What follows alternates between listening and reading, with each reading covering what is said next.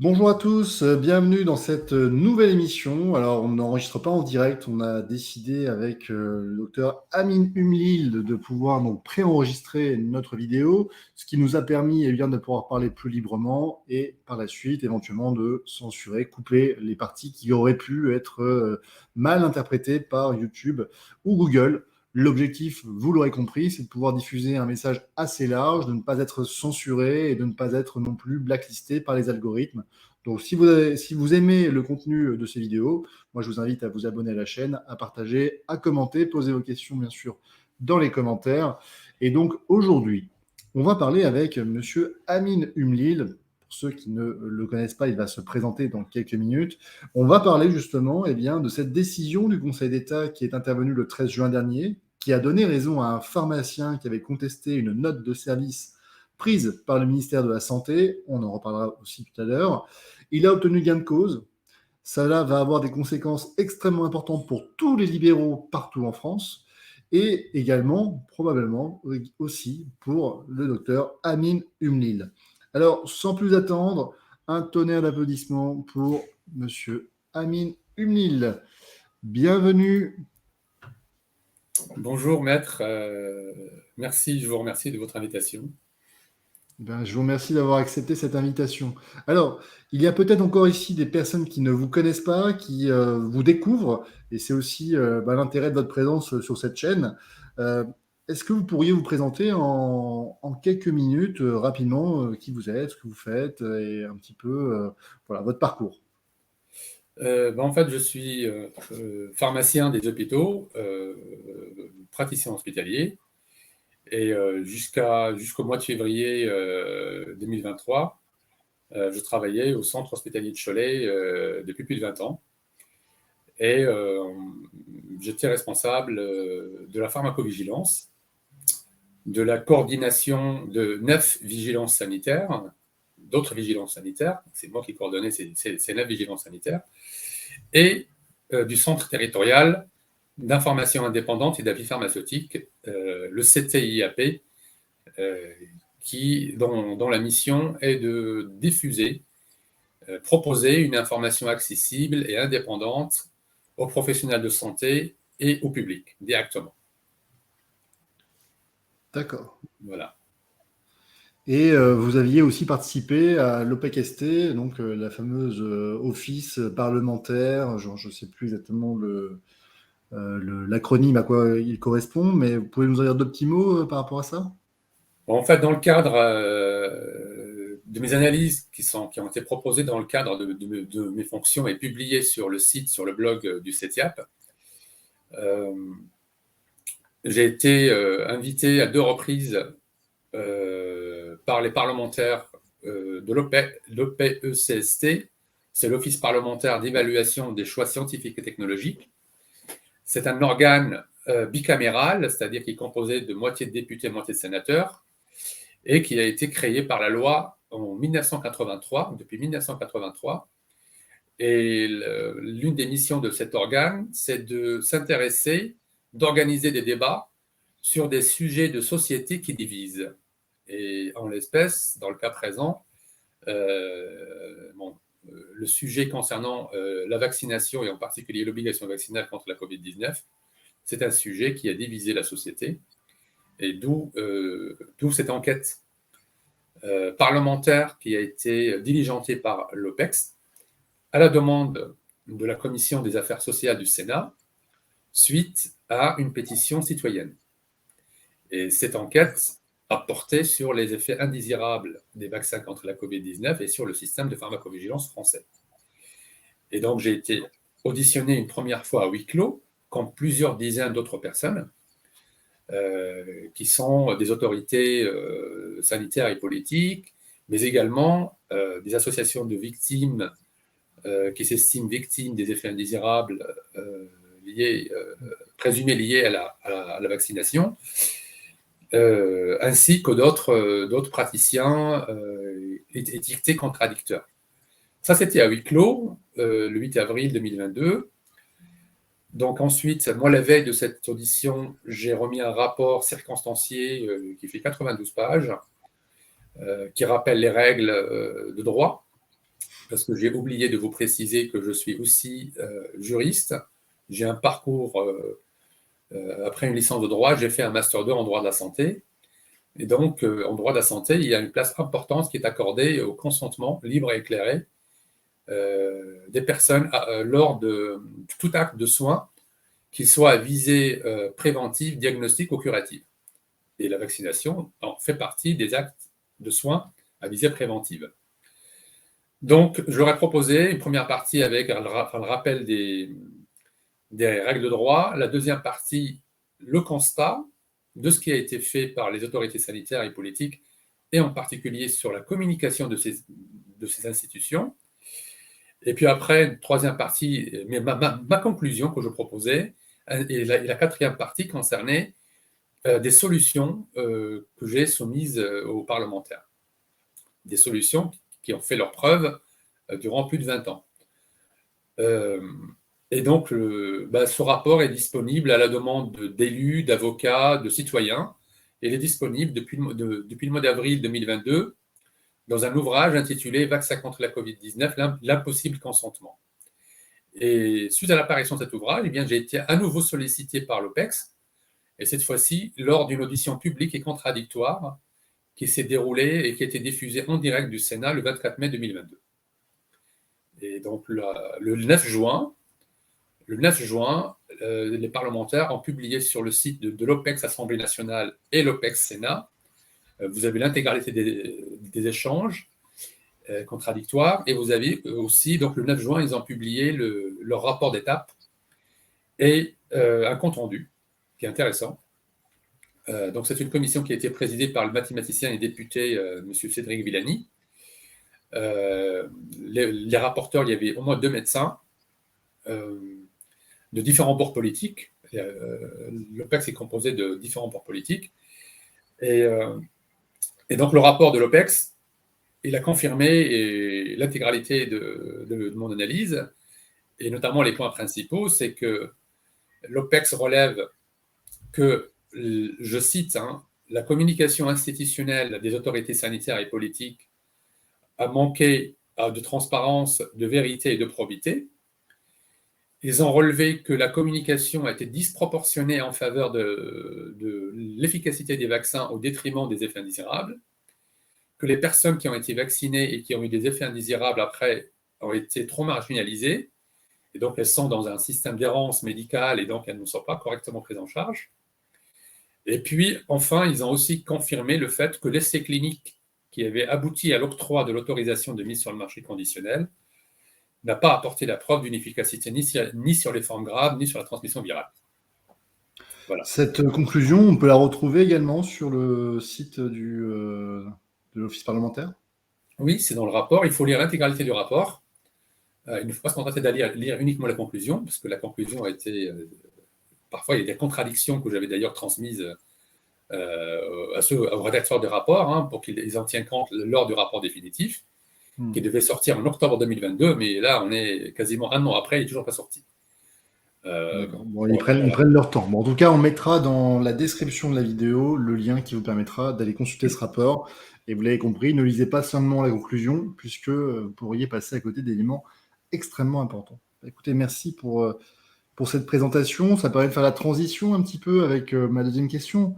C'est la révocation dont vous avez fait l'objet. Est-ce que vous pouvez nous dire, voilà, assez simplement, avec vos mots, ce qui vous est arrivé? Parce que j'imagine que la révocation est une conséquence de vos positions que vous avez prises officiellement. En fait, j'ai pu m'exprimer depuis le début de la vaccination contre la Covid.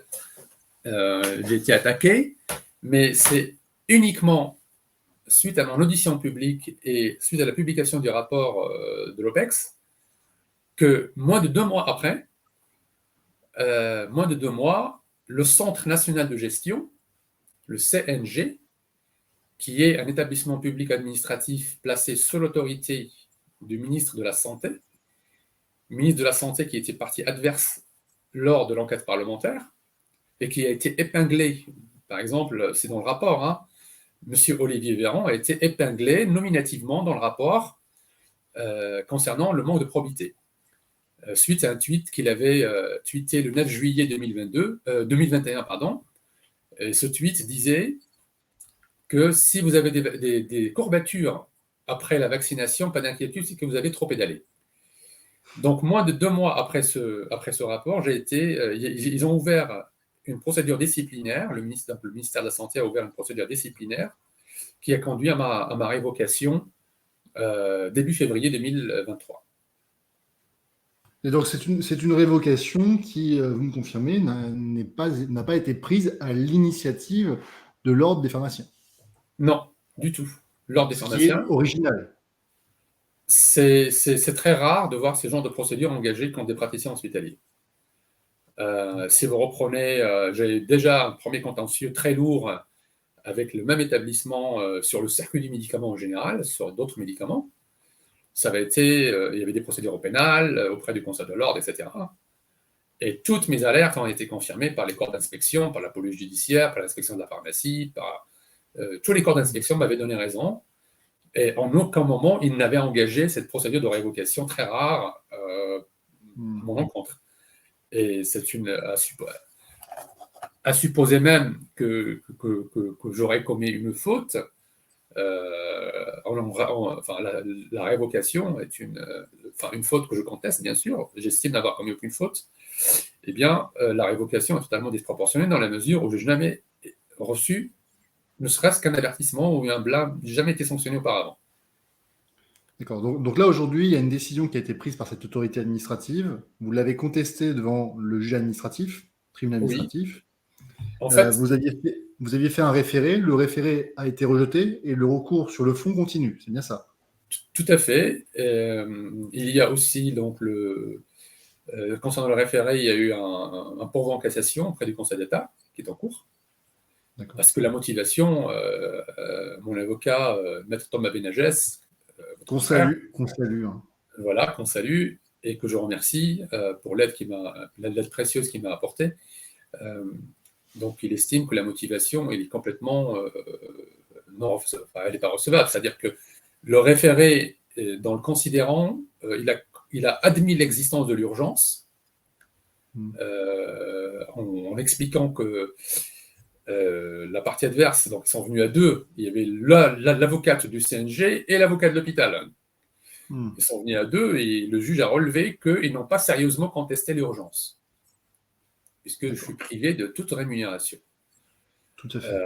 Mais il rajoute, il rejette le référé, l'urgence, pour le motif suivant, c'est-à-dire que mes analyses ont conduit à une adhésion massive de la population autour de mes analyses, et que cette population, ils ont écrit des lettres de soutien au CNG et à l'hôpital.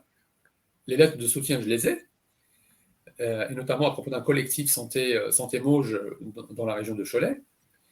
Le courrier est disponible, je pourrais vous le transmettre. C'est un courrier qui rappelle les services rendus dans le cadre de la vaccination à la population en termes d'informations indépendantes, la satisfaction des usagers par rapport aux travaux du CETIAP, qui viennent confirmer la satisfaction du directeur lui-même, des collègues médecins, etc., sur mes publications sur le vaccin au départ. Et c'est donc la partie adverse a dit que ces lettres, ce sont des menaces vers l'hôpital. Et donc le juge a dit, si le docteur Emile revient, eh bien, ces menaces risquent de troubler le fonctionnement de l'hôpital public. Voilà pourquoi le référé a été rejeté. Donc pour un critère extrinsèque qui n'a rien à voir avec moi, et à supposer même qu'il y a eu des menaces, moi, nul n'est responsable que de son propre fait. Et moi, je vous dis, j'ai les courriers de ce collectif, ils sont très respectueux, il n'y a aucune menace vérifiable. Oui, c'est simplement effectivement une lettre de soutien pour le travail rendu et le service effectivement que vous avez rendu à la population et à l'hôpital durant ces nombreuses années. Bon, chose normale finalement. Voilà, et il demande s'il pouvait abandonner la procédure et de me laisser tranquille. C'est tout ce qu'il demandait en fait. C'était une demande gracieuse, polie. Je vous dis, je vous tiens à votre disposition les courriers qui ont été sur le même modèle. Il n'y avait aucune menace.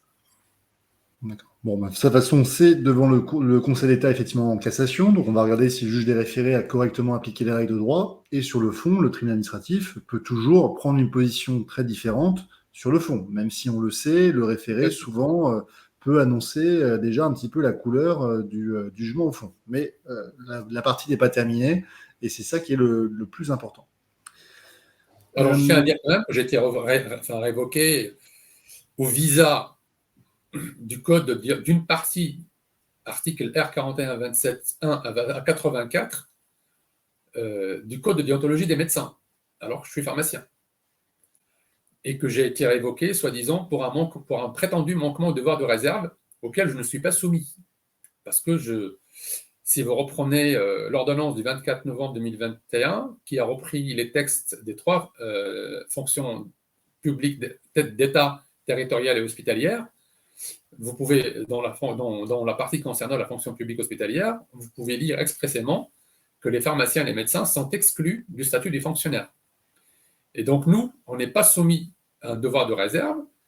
Bien au contraire, nous avons une indépendance professionnelle qui est garantie par plusieurs textes de loi dans la partie législative et réglementaire du Code de la santé publique.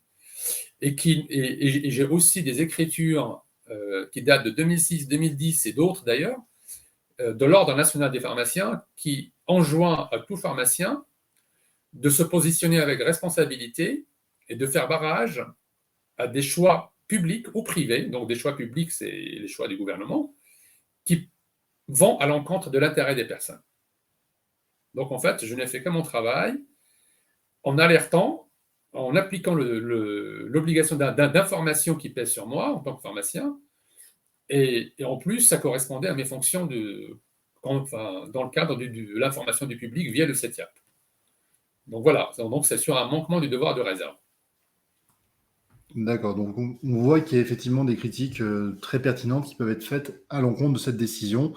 Moi, j'ai hâte en tout cas de voir la décision qui sera rendue sur le fond. Je pense que ce sera l'occasion aussi d'inviter encore mon confrère maître Thomas Benagès, qui est votre avocat, qu'on salue encore une fois, c'est très important, et qui soutient lui aussi de très nombreux soignants un peu partout en France. Donc ce sera, à mon avis, l'occasion d'échanger avec lui et de partager ses analyses également avec vous et au plus grand nombre. Bien entendu, si vous trouvez que la thématique est intéressante, n'hésitez pas à vous mettre en commentaire.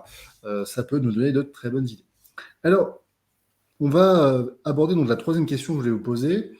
On a parlé lors d'une dernière émission avec Pierrick Thévenon sur l'émission Justice citoyenne, tous les lundis à 20h.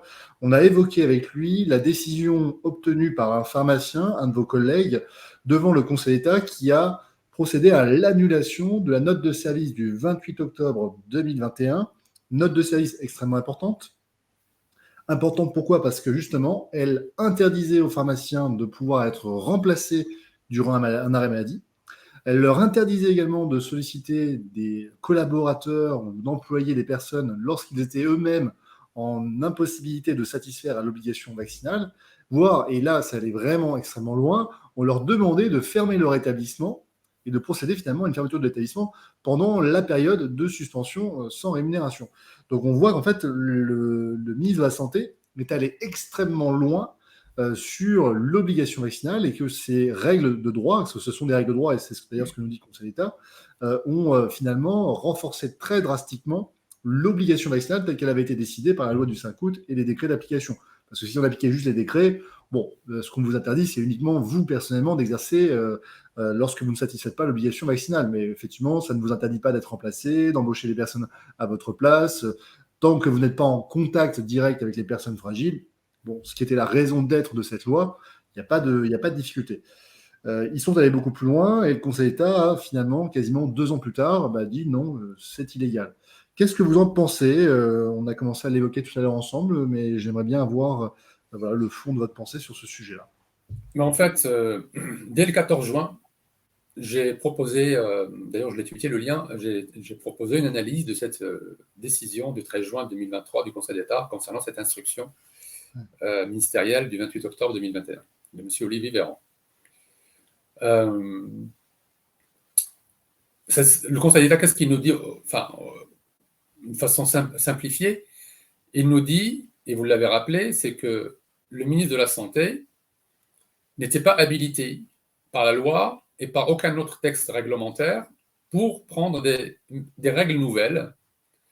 Et donc, il était incompétent pour prendre ce genre de décision.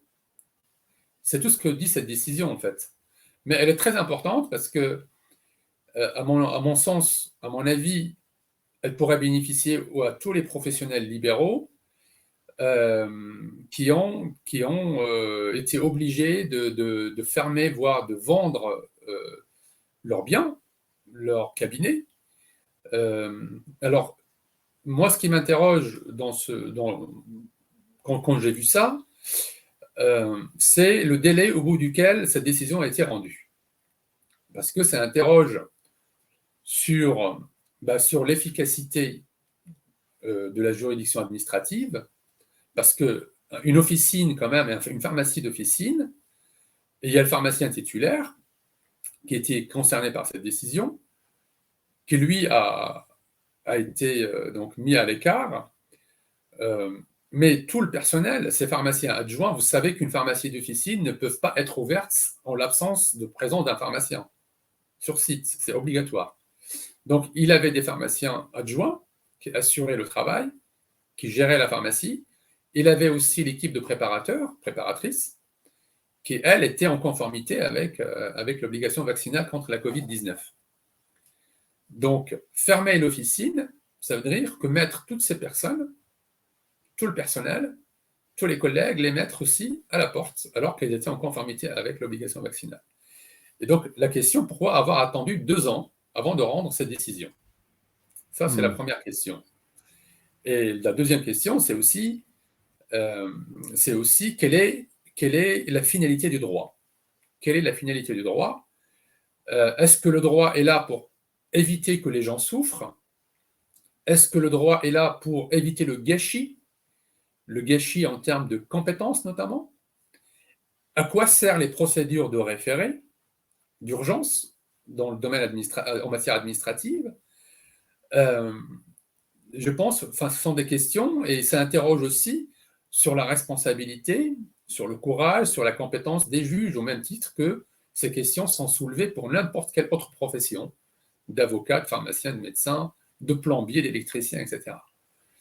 Donc, si vous voulez, moi, je veux voir cette décision venir 2 ans après, dire à ce collègue, à ce confrère pharmacien, eh bien, finalement, vous avez écopé d'une paire de morts professionnelles, mais le juge administratif a pris son temps, le temps un peu que cette sentence, que cette peine produise des effets.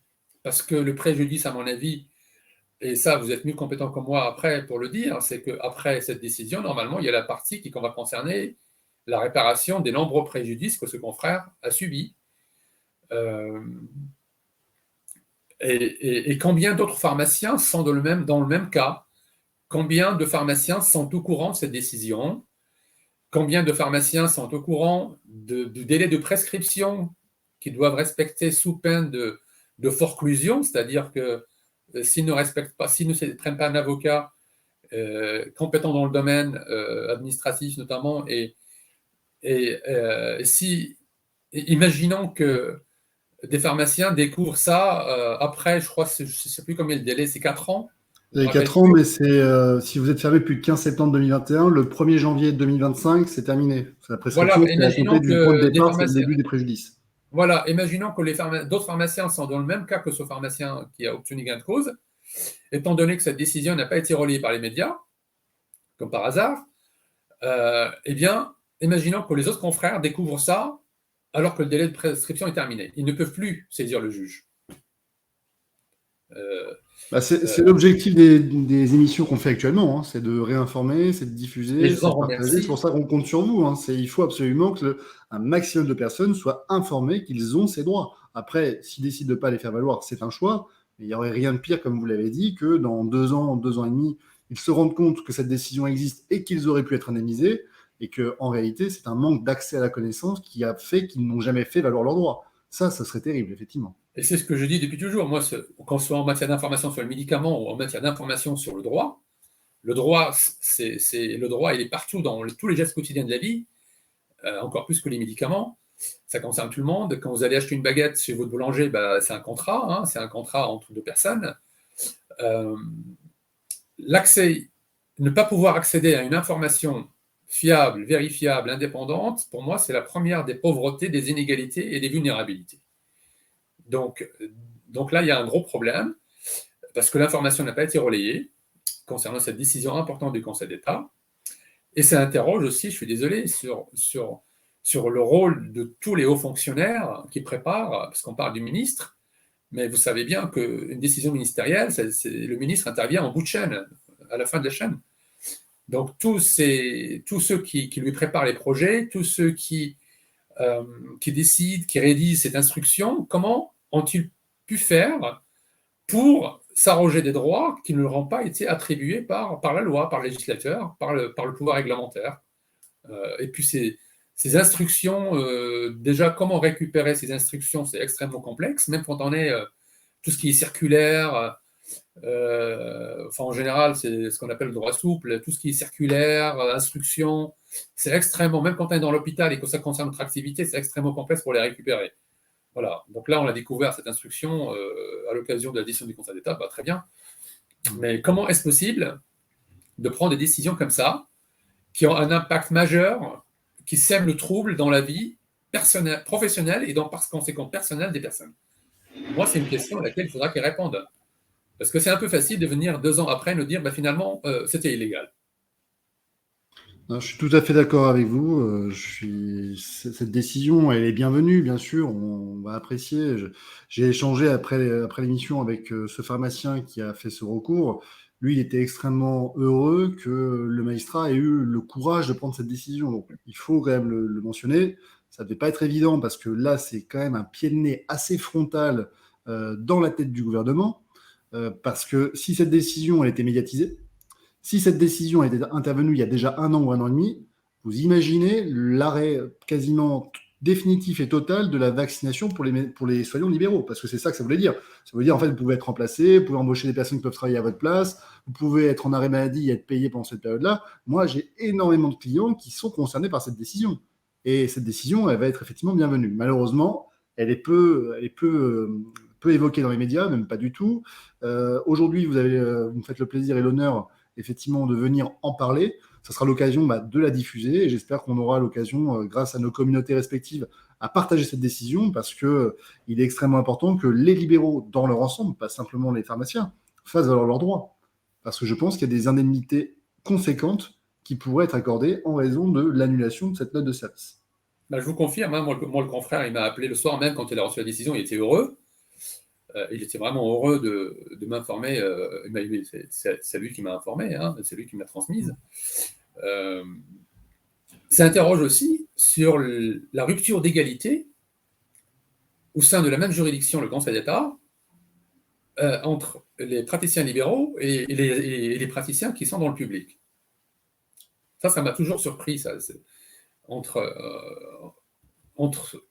pour la même activité, pour le même but poursuivi d'intérêt général, c'est-à-dire le soin, des décisions favorables. De plus en plus, on a vu les décisions notamment des conseils de Prud'homme, de Nancy et de Marmande, qui sont venus constater, grâce à vos confrères avocates, elles sont venues constater, ces juges, dans celle de Marmande rendue par un juge répartiteur, donc c'est un juge professionnel, elles sont venues constater l'inconventionnalité, c'est-à-dire la non-conformité de la loi du 5 août, de l'obligation vaccinale, au droit européen et aux conventions internationales. Ça, c'est extrêmement important.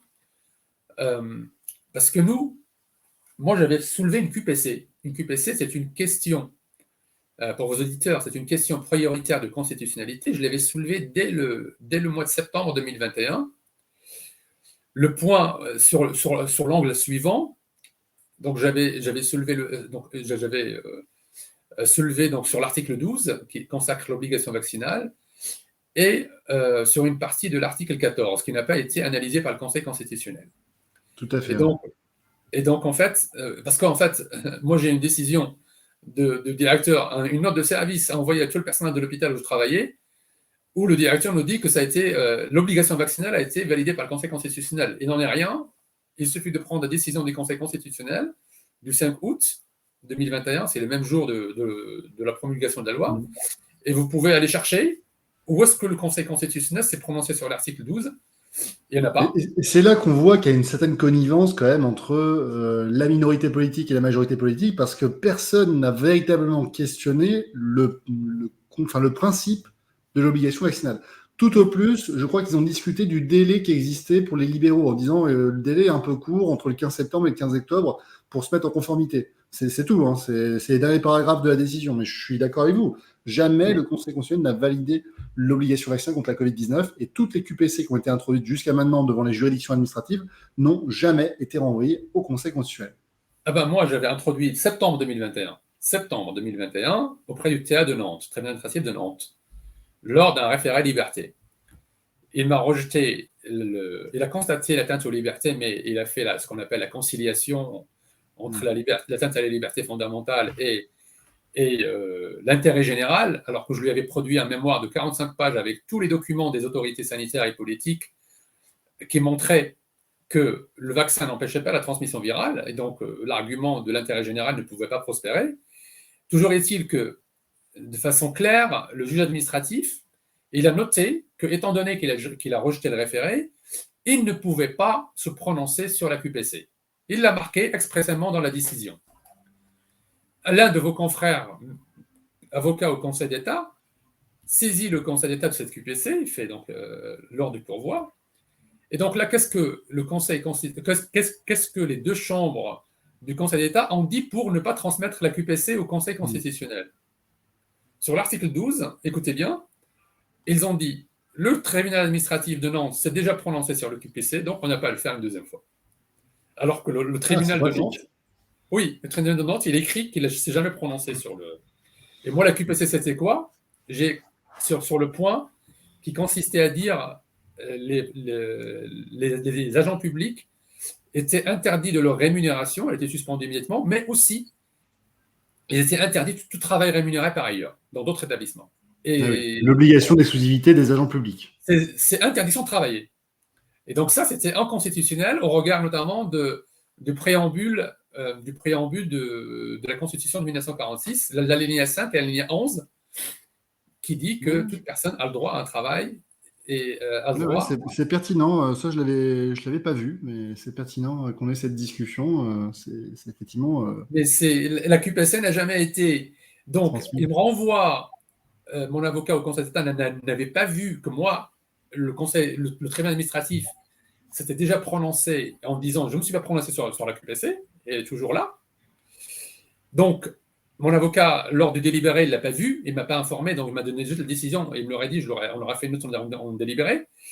Du coup, j'ai écrit, il m'a demandé d'écrire au Conseil d'État ce que j'ai fait, en lui disant, mais attendez, vous dites que vous avez déjà, que le TA de Nantes s'est déjà prononcé, c'est absolument faux, voici la preuve. Vous savez ce qu'ils ont fait? Ils m'ont envoyé une lettre recommandée à une mauvaise adresse, qui leur est revenue NPAI, n'habite plus à l'adresse indiquée. Ils m'ont envoyé cette lettre pour que je confirme ma réclamation en saisissant un avocat. Vous savez, c'est qu'un avocat qui peut régulariser dans les 14 jours. Et au bout des 14 jours, moi, je n'avais pas reçu la lettre parce qu'elle est partie dans une mauvaise adresse. Et donc, je reçois un deuxième recommandé en me disant vous n'avez pas respecté le délai, donc votre réclamation, elle est classée. Et là, cette fois-ci, à la bonne adresse. Oui. Ouais, comme par hasard. Bon, bref. Voilà. Et si vous voulez, sur le contrôle de conventionnalité, j'avais soulevé, moi, le contrôle de conventionnalité, j'avais fait une QPC et un contrôle de conventionnalité. Je me suis dit, soit ils vont se débarrasser du dossier, ils vont transmettre la QPC au Conseil constitutionnel, c'est à eux de la régler, soit s'ils ne veulent pas, ils seront obligés de faire le contrôle de conventionnalité. Et là, ils rejettent le dossier dès l'admission. Mon avocat m'a dit, j'ai jamais vu ça. Et en disant que le fait de ne pas, le fait pour un pharmacien de ne plus avoir aucune rémunération ou interdit de travailler nulle part, eh bien, ce n'est pas une urgence au sens de l'article 520. Voilà. Ah, c'est pratique. C'est pratique. Et donc, ils sont débarrassés des dossiers comme ça. Ouais. Alors que comment vous voyez l'avenir, là, justement, par rapport à tout ça? L'avenir, moi, je crois toujours en droit. Je crois toujours au droit. Le droit est là, il est de notre côté, ça, pour moi, il n'y a aucun doute. Et surtout quand je vois des juristes, enfin des professionnels comme vous, qui sont les professionnels du domaine, qui viennent parler un langage qui me parle et que j'ai appris sur les bancs des facultés. Et je vous rappelle que j'ai fait une vraie licence de droit, hein, sans aucune dérogation aucune. Hein. J'étais logé à la même enseigne que n'importe quel étudiant, avec les mêmes examens, les mêmes épreuves. Donc moi, ça me rassure notamment en termes de liberté fondamentale. Moi, ce que j'ai appris en termes de liberté fondamentale, ça m'a rassuré quand je vous ai entendu faire vos vidéos, quand je vous ai entendu faire vos conférences. Ben moi, je me dis, j'ai pas rêvé. Donc moi, je suis optimiste, d'autant plus que c'est en train de se fissurer de partout. Et il y a un principe dans l'histoire, vous reprenez, parce que quand on étudie le droit, on étudie aussi l'histoire du droit. Et quand on ne fait pas de l'histoire du droit, ben, c'est plus difficile de comprendre le droit et de ce qu'on vit actuellement. Et comme vous pouvez le voir, quand il y a des parenthèses comme ça dans le droit constitutionnel, on a eu déjà une première parenthèse à une époque révolue, sombre dans l'histoire de France, eh bien, quand il y a des parenthèses comme ça, elles finissent toujours par se refermer. Parce que c'est l'évolution naturelle des choses.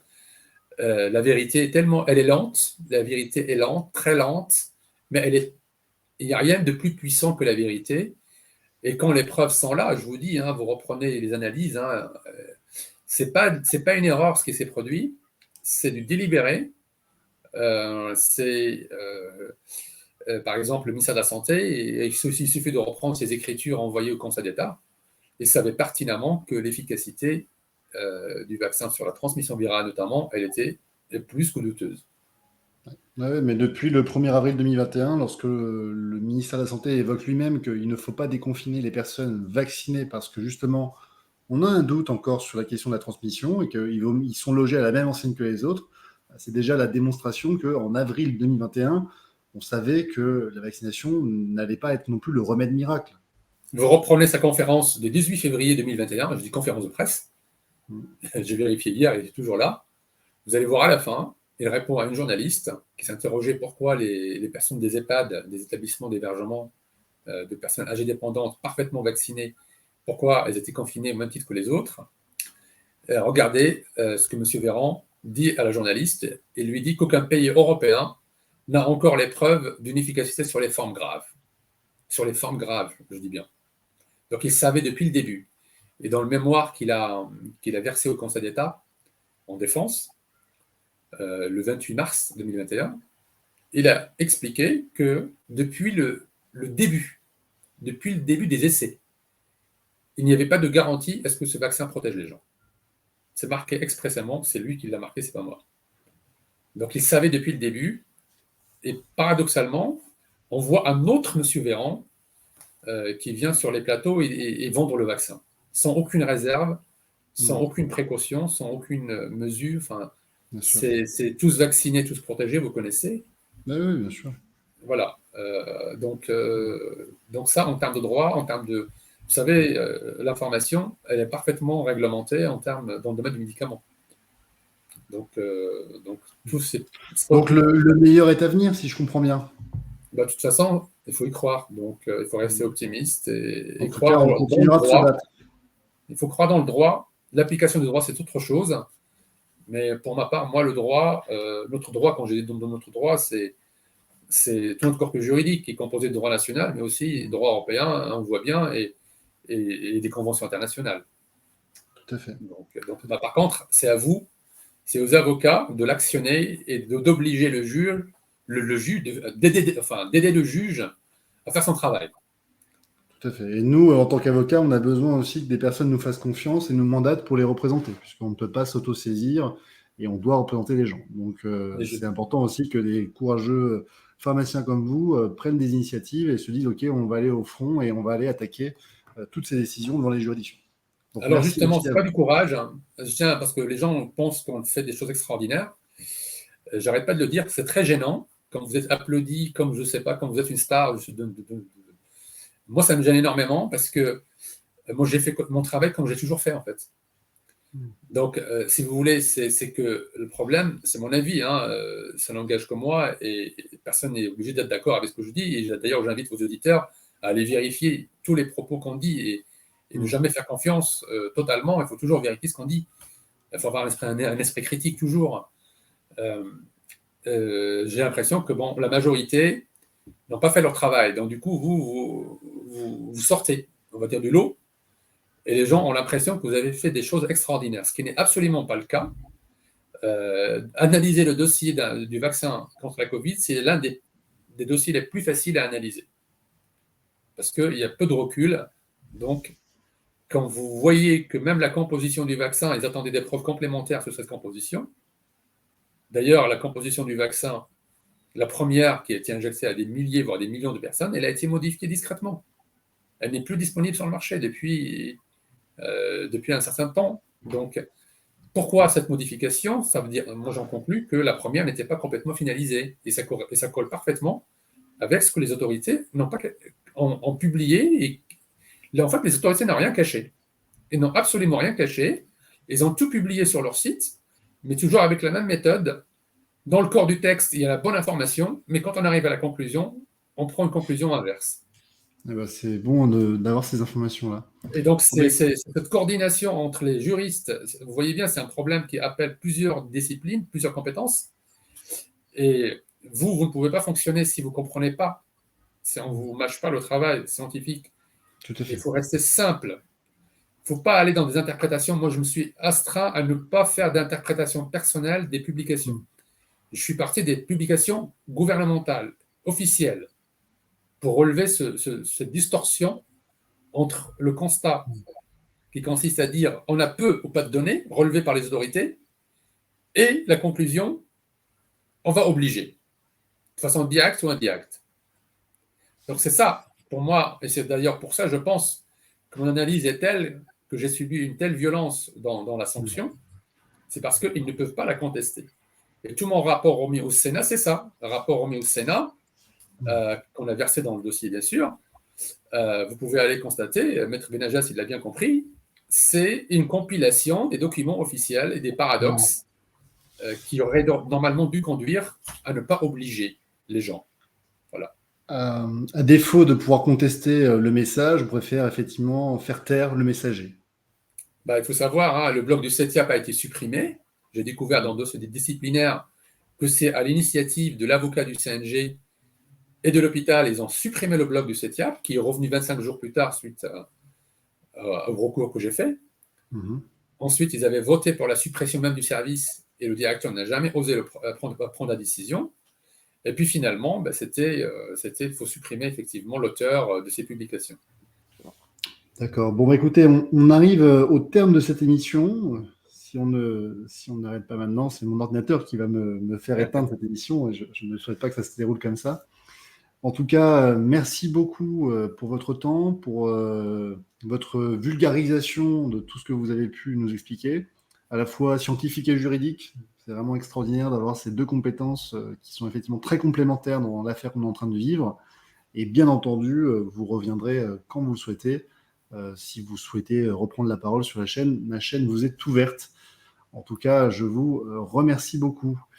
Alors, n'hésitez pas à vous abonner, à partager, à commenter. Dites-nous un peu ce que vous en pensez. Soutenez le professeur Umlil.